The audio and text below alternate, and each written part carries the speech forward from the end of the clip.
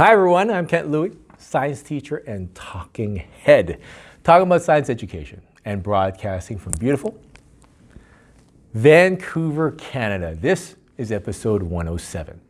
Now, I talk a lot about standards-based grading because I think it's the best way to report on mastery of the competencies. And by that I mean the science and engineering practices outlined in our curriculum. You know, you can't treat teaching and assessing competencies like a box that needs to be checked off at the end of term. You can't treat it like something to do that is separate and on top of the content we teach. To teach and assess competencies effectively requires a change in how we teach and assess, period. And in this episode, I want to briefly share what this looks like. But before I continue, handouts for this episode are available at realsciencechallenge.com/EP107. And please feel free to leave me a message or a question in the comment section below. Now, have you heard of the expressions, papering over the cracks, or putting lipstick on a pig, or my favorite, polishing a turd? They all pretty much mean the same thing, that whatever is being done is just a superficial makeover. I can try to dress up a pig, but it's still gonna be a pig. I can put paper over the cracks of a wall, but the fact of the matter is the cracks are still there in that wall, making the wall weak. I recently attended a workshop where assessing competencies was discussed as if it was just a superficial makeover of the traditional grading system.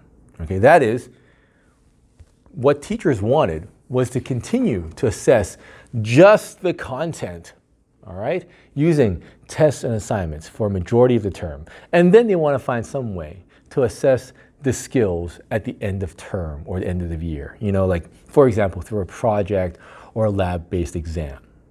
Okay, so their focus was just this throughout the year. Now it kind of reminded me of like a sundae.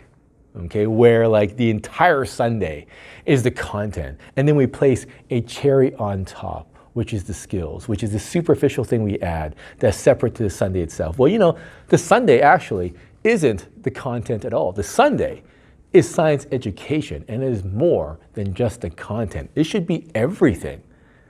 So, I get it. I was there before.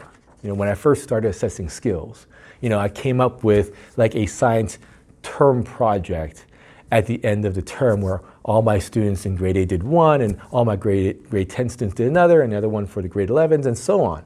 For example, I had my grade 8 students one year create a solar oven, right? And this project was going to get students to use those science skills while I marked them on it, right?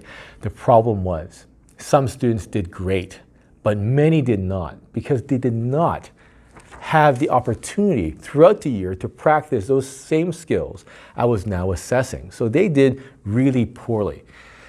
So then I realized that teaching and assessing competencies requires that students are constantly using and being assessed on those skills. And this means that I need to change my grading system.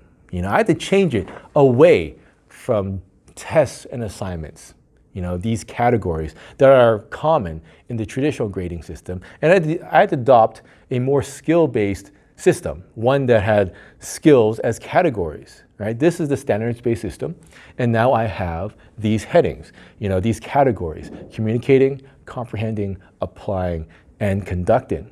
This forces me to highlight the skill first and then find a way to use the content to bring out these skills, as opposed to this system that focuses on the content first, because it's heavy on the tests.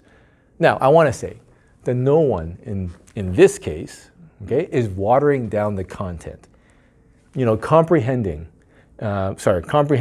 communicating, applying, these are all skills unto itself and requires content knowledge to do these effectively. So there is still an expectation of having a good foundational content knowledge. But now we're also focusing on developing these skills to use that knowledge.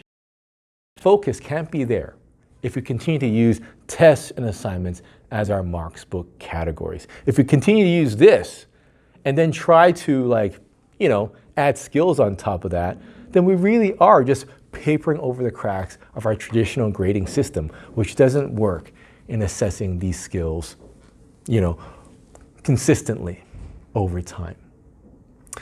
That's it for this episode. Please smash the like or subscribe button or leave a comment below. And handouts once again are at realsciencechallenge.com/EP107. Thanks for watching, and let's talk science education again soon.